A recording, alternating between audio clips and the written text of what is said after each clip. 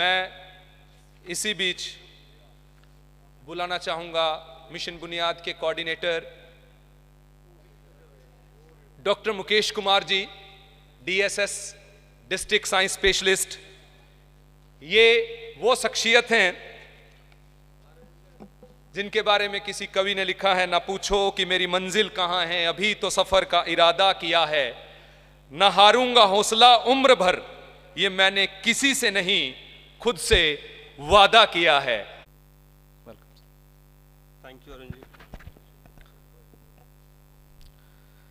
चमकना हर कोई चाहता है, लेकिन जलना सब नहीं चाहते, और सफलता उन्हें मिलती है जो जलने के लिए तैयार रहता है।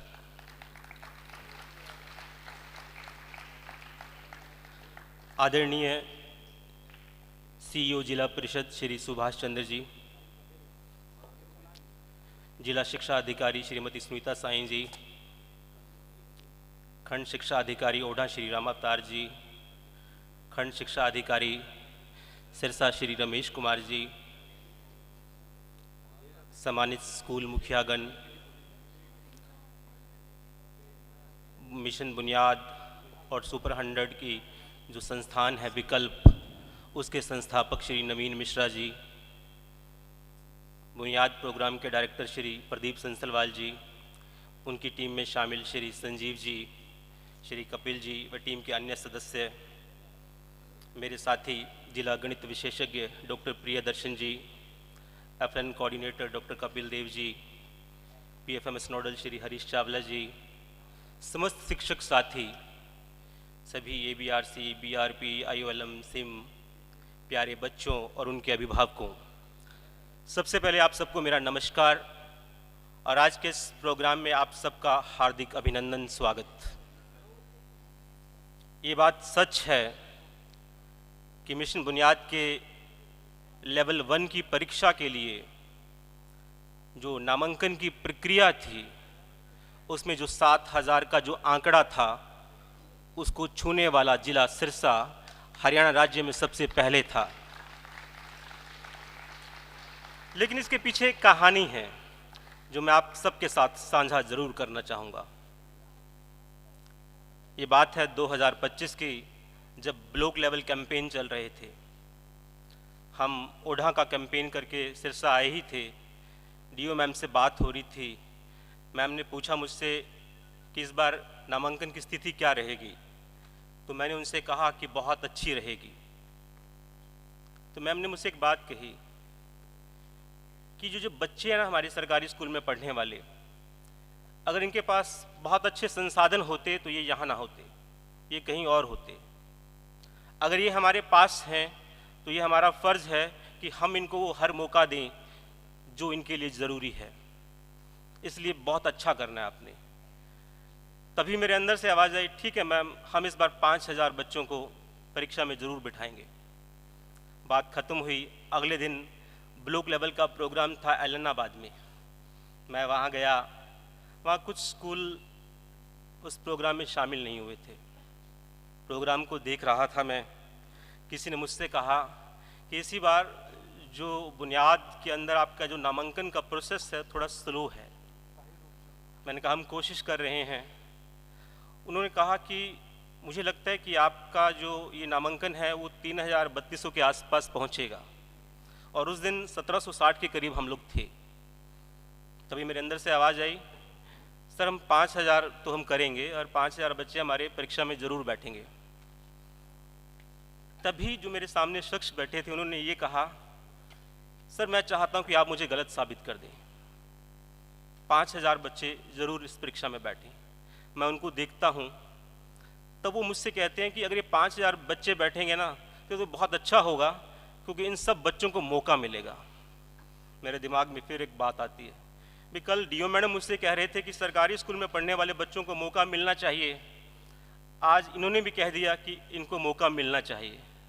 तभी दिमाग में पता नहीं क्या चला, मैंने अपना मोबाइल ऑन किया, व्हाट्सएप पे मेरे साथी हरीश चावला जी सामने ही बैठे हैं, मैंने इनको व्हाट्सएप किया। मैंने कहा इस बार जो बुनियाद प्रोग्राम के तहत हमारा जो टारगेट है वो 7000 होगा। तो ये मुझे लिखते हैं, किसने बोला? मैं जवाब नहीं देता। ऑफिस आता हूँ, बोली क्या हुआ? मैंने कहा 7,000 बच्चों को मौका देना है हमें। कैसे देंगे? मैं कहा हम सबसे सहयोग मांगेंगे, सबसे रिक्वेस्ट करेंगे। बोले हो जाएगा, 7,000 क्या 8,000 भी हो जाएगा। और मैं शुक्रगुजार हूँ हमारे मजबूत नेतृत्व का, श्रीमती सुनीता साईं जी का, जिनकी दूरदर्शी सोच और जिन्होंने विद्यार्थियों के हित को प्राथमिकता दी और हमें मोटिवेट किया, जिनके नेतृत्व में हमने सबसे पहले 7,000 के आंकड़े को छुआ।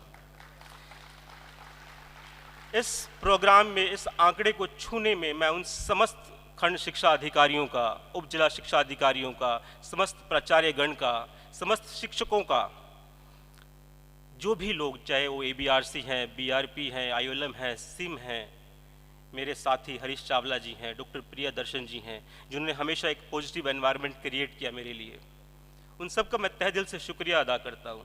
और साथ में मिशन बुनियाद की जो टीम है, जिसमें प्रोग्राम डायरेक्टर हैं श्री प्रदीप संसलवाल जी, उनकी टीम में शामिल श्री कपिल देव जी, श्री संजीव जी, मैं जब भी इनसे बात करता ये हमेशा पॉजिटिव, हर बात में कहते सर हो जाएगा, सर आप कर सकते हो जाएगा, हो जाएगा सर, आपने शुरू कर दिया हो जाएगा, और वास्तव में हो गया। लेकिन अब सवाल ये उठता है कि मैं आप सबसे ये बात क्यों बता रहा हूँ? प्यारे बच्चों, ये मेरा आपको ये बात बताने का मकसद ये है कि आपको ये मालूम होना चाहिए कि आपको यहाँ तक लाने के लिए कितने लोगों ने प्रयास किया। अब बारी आपकी है, आपको कुछ करके दिखाना है। कहते हैं जीवन में जब हम आगे बढ़ने की कोशिश करते हैं तो दो बातें सामने आती हैं, पहला हमारा डर, दूसरा हमारा बहाना। रुकावट और कुछ नहीं बनता। अगर हम सोचें कि हमारे हालात, हमारा बैकग्राउंड, हमारी भाषा, हमारा गांव, ये रुकावट बनते हैं, ये कभी नहीं बनते। रुकावट तब बनती है जब हम सोच लेते हैं कि मुझसे नहीं होगा, मैं नहीं कर सकता। प्यारे बच्चों, आप कुछ सेकंड्स के लिए अपनी आंखें बंद कीजिए और सोचिए आज से 10 साल के बाद आप अपने आप को किस अवस्था में देखना चाहते हैं। किसी के चेहरे के सामने एक तस्वीर दिखाई दे रही होगी, कोई अपने आप को डॉक्टर के रूप में देख रहा होगा, कोई अपने आप को इंजीनियर के रूप में देख रहा होगा, कोई साइंटिस्ट के रूप में, कोई देख रहा होगा कि मैं किसी ऑफिस में बैठा हूं और ऑफिस के बाहर मेरी नेम प्लेट लगी हुई है, कोई अपने आप को बिजनेसमैन के रूप में देख रहा होगा, कोई अध्यापक के रूप में देख रहा होगा। जरा आंखें खोलिए, जो तस्वीर आपने देखी वो सपना नहीं है, वो आपकी मंजिल है, और उस मंजिल को पाने के लिए आपको मेहनत करनी होगी। और इस मेहनत में जो सबसे बड़ा योगदान रहता है वो आपके पेरेंट्स का रहता है, वो उन 4 आँखों का, 2 माता की, 2 पिता की, जो हमेशा आपका भला सोचती हैं। वो हमेशा आपके लिए पैसा बचाने की सोचते हैं। पिता के जूते खराब हो जाते हैं तो वो उसको बार बार रिपेयर करा के सोचता है कि पैसे बच जाएं, मेरे बच्चों के काम आ जाए, क्योंकि वो चाहते हैं कि हमारे बच्चे हमसे बेहतर जिंदगी जिए। तो फर्ज अब आपका है, आपको क्या करना है। आप देखिए अपने माँ बाप की झुकी कमर को, उनके चेहरे पे थकान को, उनके हाथ की जो कठोर हथेलियां हैं उनको देखिए। वो बस आपसे एक ही बात कह रही हैं, तुम पढ़ लो, हम तुम्हारे साथ हैं। तुम पढ़ लो, हम तुम्हारे साथ हैं। आप सबने नाम सुना होगा कल्पना चावला का। एक साधारण परिवार में जन्म हुआ, लेकिन सपना देखा आकाश में उड़ने का। नासा गई, स्पेस में उड़ी, और आज करोड़ों लड़कियों की वो प्रेरणा स्रोत है। दशरथ मांझी का नाम सुना होगा। पत्नी बीमार थी, हॉस्पिटल 55 किलोमीटर दूर है, रास्ते में पहाड़ एक अड़चन था।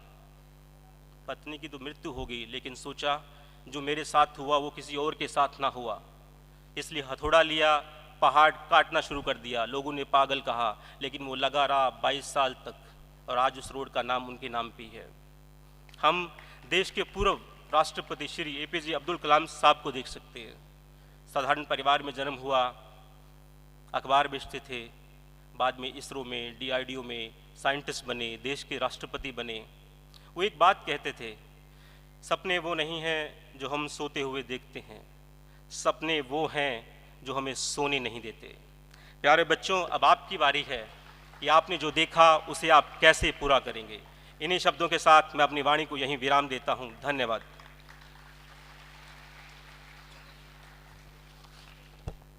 Thank you sir. Doctor Mukesh Kumar ji, district science specialist, काफ़ी उत्साहवर्धक बच्चों को एड्रेस किया।